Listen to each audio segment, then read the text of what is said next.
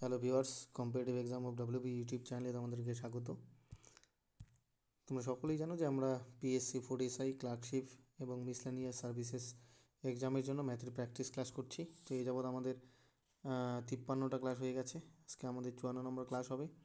এখানেও টোটাল আমরা 10টা কোশ্চেন দেখব, যেগুলো পরীক্ষার জন্য খুব ইম্পর্টেন্ট হবে। তো প্রথম কোশ্চেনে চলে যাব। প্রথম যেটা কোশ্চেন রয়েছে যে 8 টাকা পার কেজি এবং 12 টাকা পার কেজি চিনি মিশিয়ে 100 কেজি চিনি তৈরি করলে প্রতি কেজির ক্রয়মূল্য 10 টাকা হলো। দুই প্রকার চিনি কী অনুপাতে মেশানো হয়েছিল? মানে 8 টাকা পার কেজি আর একটা 8 টাকা আর একটা হচ্ছে 12 টাকা পার কেজি। দুটো চিনি ছিল, দুই দামের দুটো চিনি ছিল, একটার দাম 8 টাকা, একটার দাম হচ্ছে 12 টাকা। এই দুটো চিনি আমরা মিশিয়ে এমন 100 কেজি চিনি তৈরি করলাম যার হচ্ছে ক্রয়মূল্য হচ্ছে প্রতি কেজির ক্রয়মূল্য 10 টাকা। প্রতি কেজির ক্রয়মূল্য 10 টাকা, তার মানে একটার দাম 8 টাকা, একটা চিনির দাম 1 কেজির দাম একটা চিনির 1 কেজির দাম হচ্ছে 12 টাকা। আর এই দুটো মিশিয়ে যেটা পেলাম সেটার দাম হচ্ছে 10 টাকা কিলো। তো আমরা এলিগেশন লাগাবো। 12 থেকে 10 বাদ দিলে কত হবে? 2। এবার 10-এর থেকে 8 বাদ দিলে কত হবে? 2। তার মানে কি 1:1 অনুপাতে আমরা মিশিয়েছি। তার মানে অ্যান্সার কি আমাদের? Option number B. দুই প্রকার চিনি আমরা 1:1 অনুপাতে মিশিয়েছি। নেক্সট কোশ্চেন 2 নম্বর কোশ্চেন কী বলেছে? এক ব্যক্তির খরচ এবং সঞ্চয়ের অনুপাত 3:1, তার আয় 10% বৃদ্ধি পেল এবং খরচও 20% বৃদ্ধি পেল, তার সঞ্চয়ের বৃদ্ধি বা হ্রাসের হার কত? এক ব্যক্তির খরচ এবং সঞ্চয়ের অনুপাত দেওয়া রয়েছে 3:1। এবার আমরা খরচ ধরলাম হচ্ছে 3, যেহেতু আছে তা আমরা ধরলাম 300 টাকা, ধরলাম এটা। আর সঞ্চয় ধরলাম তাহলে 100 টাকা। খরচ যদি 300 টাকা হয় তাহলে সঞ্চয় হবে 100 টাকা, কারণ এই দুটো অনুপাত 3:1। তাহলে সঞ্চয় হচ্ছে 100 টাকা। তার মানে ব্যক্তিটার আয় কত ছিল? ব্যক্তিটার আয় ছিল 400 টাকা। 400 টাকা। এবার কি বলেছে? তার আয় 10% বৃদ্ধি পেলো। আমরা এখানে খরচ আর সঞ্চয়টা ধরে নিলাম, খরচ 300 টাকা ধরে নিলাম আর সঞ্চয়টা 100 টাকা ধরে নিলাম। এবার তার আয় 10% বৃদ্ধি পেলো। আগের আয় কত ছিল? 400 টাকা। এবার 400 টাকার 10% বৃদ্ধি পেলে মানে কি 40 টাকার বৃদ্ধি পাবে। তাহলে এখন আয় কত? এখন আয় হচ্ছে 440 টাকা, যেহেতু আয়টা 10% বেড়েছে। এবং তার খরচও 20% বৃদ্ধি পেলো। আগে খরচ কত ছিল? 300, মানে 100-তে 20 টাকা বাড়ে, তাহলে 300-তে 60 টাকা বাড়বে। তার মানে এখন খরচ কত হবে? 360 টাকা।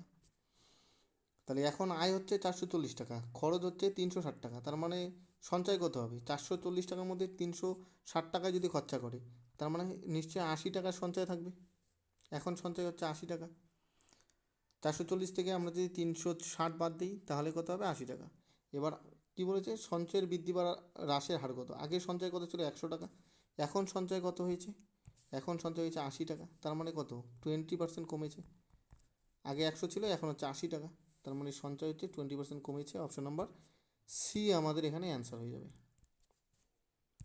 নেক্সট কোশ্চেন আমরা চলে যাব 3 নম্বর। 3 নম্বর বলেছে 24 মিটার দীর্ঘ এবং 16 মিটার চওড়া মাঠের পরিসীমা বরাবর ভেতরের দিকে 2 মিটার চওড়া রাস্তার ক্ষেত্রফল কত বর্গ মিটার? তার মানে এখানে যদি আমরা একটা ধরি, বর্গক্ষেত্র আছে, মাঝখানে আর একটা বর্গক্ষেত্র আমরা আঁকবো। এবার এটা বলেছে যে হচ্ছে 24 মিটার দীর্ঘ,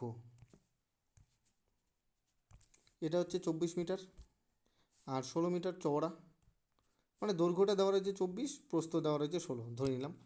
এবার হচ্ছে মাঠের পরিসীমা বরাবর ভেতরের দিকে 2 মিটার চওড়া, তার মানে এই যে এটা হচ্ছে 2 মিটার, চারপাশে হচ্ছে সব 2 মিটার, 2 মিটার চওড়া একটা রাস্তা আছে।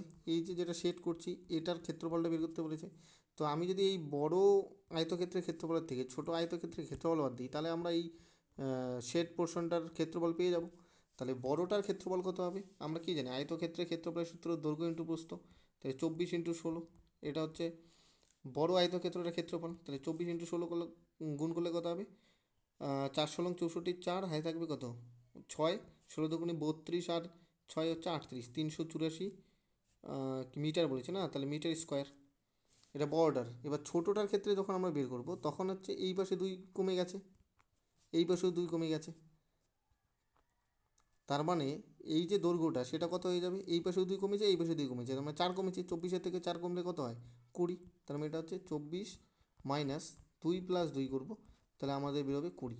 দৈর্ঘ্যটা বেরোবে 20, কারণ এই দিকেও 2 বাদ যাবে, এই দিকেও 2 বাদ যাবে, তার মানে এই পোর্শনটা কত আসবে, এখানেও 2 বাদ গেল, এই দিকেও 2 বাদ গেল, তার মানে 4 বাদ যাবে, 24 থেকে 4 বাদলে 20।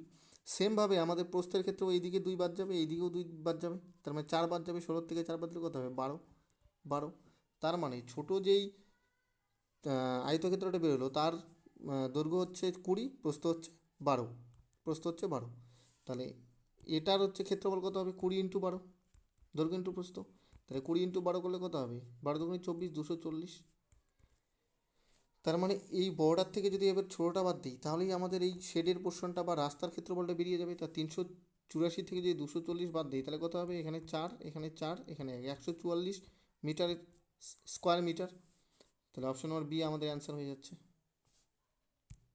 নেক্সট 4 নম্বর কোশ্চেন কী বলেছে, একটি বর্গক্ষেত্রের বাহু 8 সেমি বাড়ালে ক্ষেত্রফল 120 বর্গ সেন্টিমিটার বাড়ে, বর্গক্ষেত্রটির প্রাথমিক বাহু কত সেন্টিমিটার। তাহলে বর্গক্ষেত্রের প্রাথমিক বাহু আমরা ধরলাম যে এক্স, তাহলে পরবর্তীতে 8 সেমি বাড়িয়েছে, তাহলে পরবর্তীতে বাহুর দৈর্ঘ্য কত, এই এক্স প্লাস 8। এবার বলেছে বর্গক্ষেত্রের বাহু 8 সেমি বাড়লে ক্ষেত্রফল 120 বর্গ সেমি বাড়ে, তাহলে এটার যা ক্ষেত্রফল আমরা কি জানি, বর্গক্ষেত্রের ক্ষেত্রফল বাহু স্কোয়ার, তাহলে এই দুটো বর্গক্ষেত্রের ক্ষেত্রফলের যে পার্থক্য সেটাই 120, কারণ আমরা যখনই বাহুটা 8 সেমি বাড়িয়েছি তখনই ক্ষেত্রফলটা 120 সেমি বেড়েছে। তাহলে এক্স প্লাস 8-এর whole square minus x square is equal to 120 আমরা বলতে পারি, মানে দুটো যে ক্ষেত্রফল বেরোলো সেই ক্ষেত্রফলের পার্থক্যটা হচ্ছে 120। তাহলে x plus 8 a plus b whole square x square plus 8 দুগুণি 16x হবে মানে 2ab plus b square 8 8 64 minus x square is equal to 120। এই x square plus x square minus x square কাটলাম, 64টা ওই পাশে যদি যায় তাহলে কী হবে, এখানে 6, এখানে 7, 56 হবে। তাহলে 16xের ভ্যালু যদি 56 হয়, এক্সের ভ্যালু কত হবে, 56/16, তাহলে 56/16 করলে কত হবে, 3 × 48, তাই তো পয়েন্টে আসে 3 × 48, তার মানে 3.5ই হবে, যেহেতু 3 × 48 হবে, 4 × 64 একটাই আছে 3.5 3 দিয়ে, তো অ্যান্সার আমাদের option number B. Next question আমরা চলে যাব 5 নম্বর কোশ্চেন বলেছে যে একটি মেশিনের মূল্য প্রতি বছর 20% হারে হ্রাস পায়, যদি 2 বছরে মেশিনটির মূল্য 7200 টাকা হ্রাস পায় তবে মেশিনটির প্রাথমিক মূল্য কত টাকা ছিল। 20% প্রতি বছর হ্রাস পায়, 20% মানে কি 1/5। এইবার আগে যদি দাম হয় 5 টাকা, পরে 1 টাকা কমে, তাহলে প্রথম বছর যার দাম ছিল 5 টাকা, পরের বছর তার দাম কত হয় 4 টাকা। এবার বলছে 2 বছরে মেশিনটির মূল্য 7200 টাকা হ্রাস পায়, তাহলে 2 বছরের আমরা যখন বের করবো তখন উভয় পাশে আমরা কি স্কোয়ার করে দিব, তার মানে এই পাশে স্কোয়ার ওই পাশে স্কোয়ার। যদি 3 বছর থাকতো তাহলে আমরা কি করতাম, কিউব করে দিতাম, তাহলে 5 স্কোয়ার 25, 4 স্কোয়ার 16, তার মানে যেই জিনিসটার দাম ছিল 25 টাকা 2 বছর পরে সেই জিনিসটার দাম কত হবে 16 টাকা, তার মানে দাম কত কমলো, দাম হচ্ছে 9 টাকা কমলো, কিন্তু এখানে কি বলেছে 7200 টাকা কমেছে, তাহলে 9-এর ভ্যালুই 7200, 9-এর ভ্যালু যদি 7200 হয়, একের ভ্যালু কত হয় 7200/9, তার মানে 800 টাকা। এবার কী বলেছে মেশিনটির প্রাথমিক মূল্য কত, মেশিনটির প্রাথমিক মূল্য কত ধরেছি আমরা 25 টাকা, মেশিনটির প্রাথমিক মূল্য 25 টাকা, তাহলে একের ভ্যালু যদি 800 হয়, 25-এর ভ্যালু কত 25 × 800, 25 × 800 করলে কত হবে 8 25-এ 200, তার মানে 0 0, তার মানে 20,000 টাকা। অপশন নম্বর এ আমাদের অ্যান্সার হয়ে যাবে। নেক্সট 6 নম্বর বলেছে এক ব্যবসায়ী পরপর 15% এবং 10% ছাড় দিয়ে 3060 টাকায় একটি দ্রব্য বিক্রি করেন, দ্রব্যটির ধার্য মূল্য কত। দ্রব্যটির ধার্য মূল্য আমরা জানি না, ধার্য মূল্য এমপি ধরে নিই, তাহলে প্রথমে দিল 15% ছাড়, তার মানে 85/100, পরে আবার কত দিল 10%, তাহলে 90/100, কততে বিক্রি করলো 3060 টাকায়।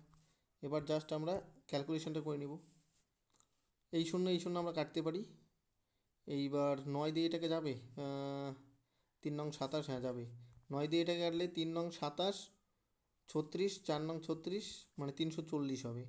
এবার এটাকে 4 দিয়ে, হ্যাঁ এটাকে দিয়ে এটাকে 4 যাবে, তাহলে এমপি সমান কত আসবে, এমপি সমান আসবে 4 ইন্টু এখানে 100 আর এখানে 10, তার মানে 1000, তার মানে 4000 টাকা। এমপি কত 4000 টাকা, অপশন নম্বর সি আমাদের অ্যান্সার হয়ে যাবে। নেক্সট কোশ্চেন আমরা চলে যাব 7 নম্বর বলেছে অরুণের আয় বরুণের আয়ের থেকে 30% বেশি হলে বরুণের আয় অরুণের থেকে কত শতাংশ কম। অরুণের আয় বরুণের থেকে 30% বেশি।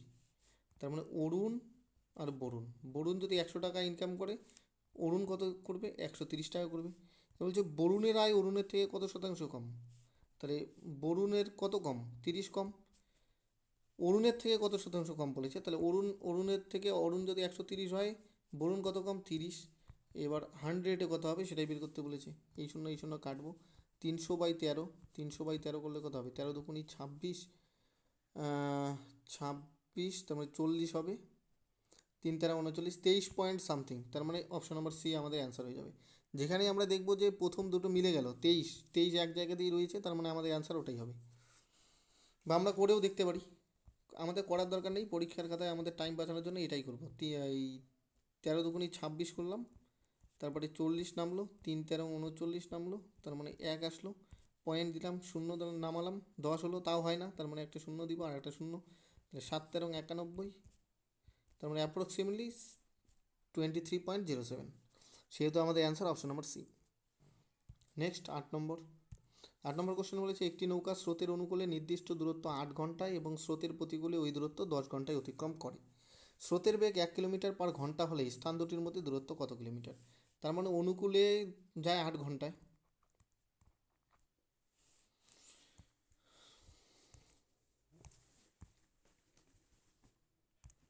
এখানে বলেছে অনুকূলে যায়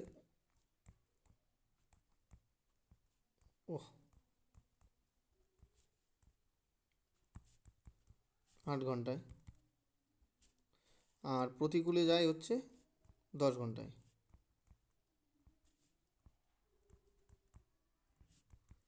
10 ঘন্টায়। এইবার ডিস্টেন্সটা আমরা ধরে নিই 8 আর 10-এর এলসিএম, 8 আর 10-এর এলসিএম কত? 40। তাহলে এটা ধরলাম আমরা 40 কিলোমিটারটা আমরা ধরলাম ডিস্টেন্স, 40 কিলোমিটার। তাহলে স্রোতের প্রতিকূলে, অনুকূলে যায় 8 ঘন্টায় 40 কিলোমিটার, তার মানে 1 ঘন্টায় কতটুকু যাবে? 5 কিলোমিটার। তার মানে তার বেগ কত? 5 কিলোমিটার/আওয়ার। অনুকূলে বেগ 5 কিলোমিটার/আওয়ার। প্রতিকূলে হচ্ছে 10 ঘন্টায় যায় 40 কিলোমিটার, তার মানে 1 ঘন্টায় যায় কত? 4 কিলোমিটার। তাহলে এই প্রতিকূলে বেগ 4 কিলোমিটার/আওয়ার। স্রোতের প্রতিকূলে বেগ বেরোলো 5 কিলোমিটার/আওয়ার, অনুকূলে বেগ বেরোলো 5 কিলোমিটার/আওয়ার, প্রতিকূলে বেরোলো 4 কিলোমিটার/আওয়ার, যদি ডিস্টেন্সটা হয় 40 কিলোমিটার। এবার বলছে স্রোতের বেগ 1 কিলোমিটার/ঘন্টা। এবার যদি অনুকূলে বেগ আর প্রতিকূলে বেগ দেওয়া থাকে, তাহলে স্রোতের বেগ আমরা কীভাবে বের করি? অনুকূলে বেগ মাইনাস প্রতিকূলে বেগ ডিভাইডেড বাই 2 সমান সমান হচ্ছে স্রোতের বেগ। অনুকূলে বেগ কত? 5 মাইনাস প্রতিকূলে বেগ 4 ডিভাইডেড বাই 2 সমান সমান স্রোতের বেগ। স্রোতের বেগ দেওয়া রয়েছে কত? 1 কিলোমিটার। তাহলে 5 - 4/2 সমান সমান 1। তাহলে 5 - 4 হাফের ভ্যালু যদি 1 হয়, একের ভ্যালু কত হবে? 2। আমরা কি জানি? হাফের ভ্যালু যদি 1 হয়, একের ভ্যালু 2 হবে। এবার বলেছে যে স্থান দুটির মধ্যে দূরত্ব কত? স্থান দুটির মধ্যে দূরত্ব কত ধরেছে? 40। তাহলে একের ভ্যালু যদি 2 হয়, 40-এর ভ্যালু কত হবে? 40 × 2 80। তাহলে স্থান দুটির মধ্যে দূরত্ব কত? 80 কিলোমিটার। অপশন নাম্বার সি আমাদের অ্যান্সার। নেক্সট কোশ্চেন 9 নম্বর বলেছে একটি নির্দিষ্ট দূরত্ব যেতে একটি ট্রেন 40 কিলোমিটার/আওয়ার বেগে যাত্রা করে 60 কিলোমিটার/আওয়ার গতিবিশিষ্ট অপর এক ট্রেনের থেকে 1.5 ঘন্টা সময় বেশি নেয়। অতিক্রান্ত পথের দূরত্ব কত কিলোমিটার? এইবার একটা ট্রেন যায় 40 কিলোমিটার/আওয়ার বেগে, আর একটা যায় হচ্ছে 60 কিলোমিটার/আওয়ার বেগে। একটা নির্দিষ্ট দূরত্ব যায় দুজনেই, কিন্তু পরের ট্রেনটির যেটা প্রথম ট্রেনটি 40 কিলোমিটার/আওয়ার বেগে যে ট্রেনটি যায় সেটা হচ্ছে 1.5 ঘন্টা সময় বেশি নেয়। তাহলে বলেছে অতিক্রান্ত পথের দূরত্ব কত? তো আমরা অতিক্রান্ত পথের দূরত্ব এদের এলসিএম ধরে নিই। 40 আর 60-এর এলসিএম কত হবে? 120। তা ডিস্টেন্সটা ধরলাম 120 কিলোমিটার। তাহলে 40 কিলোমিটার/আওয়ার বেগে যখন সে যায়, তখন তার 120 কিলোমিটার যেতে টাইম কত লাগে? 3 ঘন্টা লাগে। আর 60 কিলোমিটার/ঘন্টা বেগে যখন 120 কিলোমিটার যায়, তখন তার টাইম কত লাগবে? 2 ঘন্টা। তাহলে টাইম এখানে এই যেটা ট্রেন স্লো চলেছিল তার টাইম কত বেশি লাগলো? 1 ঘন্টা বেশি লাগলো টাইম, পরেরটার থেকে 1 ঘন্টা বেশি লাগলো। কিন্তু এখানে কি বলেছে? 1.5 ঘন্টা বেশি লেগেছে। তাহলে একের ভ্যালুই বলেছে 1.5। তাহলে একের ভ্যালু যদি 1.5 হয়, আমরা অতিক্রান্ত পথের দূরত্ব বের করতে বলেছি। অতিক্রান্ত পথের দূরত্ব কত ধরেছি? 120। তাহলে একের ভ্যালু যদি 1.5 হয়, 120-র ভ্যালু কত হবে? 1.5 × 120। তাহলে 15 আর 12 গুণ করলে কত হবে? 15 আর 12 গুণ করলে 15 দুগুণে 30-এর 0 মানে 180,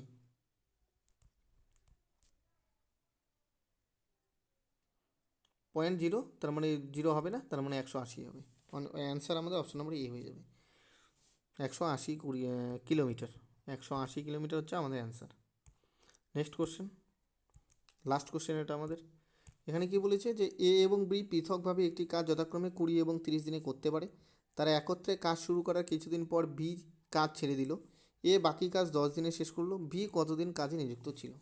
তার মানে এ একটি কাজ করে হচ্ছে 20 দিনে, বি সেই কাজটি করে কত দিনে? 30 দিনে। টোটাল ওয়ার্কটা ধরে নেবো এদের এলসিএম, এদের এলসিএম কত?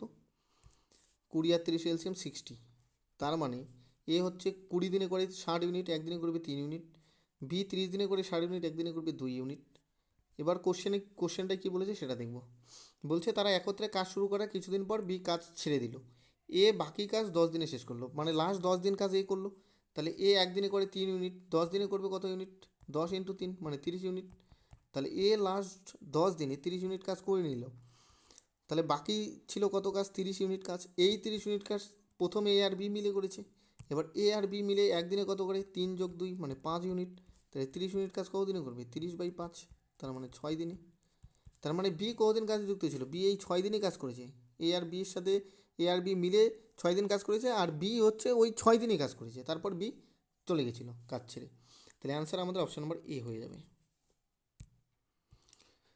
তো থ্যাংক ইউ ভিডিওটা দেখার জন্য। যদি মনে হয় এই ধরনের ভিডিও তোমাদের প্রিপারেশনে হেল্প করছে, তো ভিডিওটাকে লাইক শেয়ার করে দিতে পারো এবং চ্যানেলটাকে সাবস্ক্রাইব করে রেখে দিতে পারো। Thank you.